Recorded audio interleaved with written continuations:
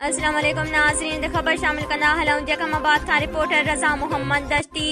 ज़िले जैकमाबाद जे तालके गढ़ई खेड़ो जे यूसी शेर खान जमाली जे बरसात बोर मुतासरीन आबिद अली जमाली, खमीसो खान, बबर जमाली, अहमद खान जमाली, इम्तियाज़ अली जंज ऐं मोहम्मद सूमर खान जमाली तरफ़ां CDF NGOs ज़िले इंचार्ज जान मोहम्मद ओठाणी ऐं संदसि अमले ख़िलाफ़ संदसि आफ़ीस ॿाहिरां एहजाजी मुज़ाहिरो कयो वियो ऐं सख़्त नारेबाज़ी कई वई।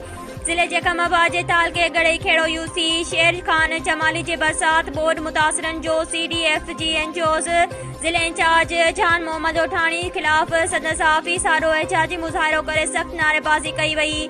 अॻवाननि चयो त CDF NGOs जान मोहम्मद ओठाणो ऐं संदसि स्टाफ ख़िलाफ़ कानूनी कार्रवाई कई वञे ऐं असां मुतालबो करियूं था त असांजे यूसी शेर जान जमाली में जॾहिं CDF जान मोहम्मद ओठाणी ऐं संदसि स्टाफ तरफ़ां सर्वे कई वई हुई त हिननि असांखे यूसी शेर खान जमाली जे 50% ॾियणो हुयो, पर 10% खां बि घटि ॾिनो आहे, जेका सरासर नाइंसाफ़ी आहे।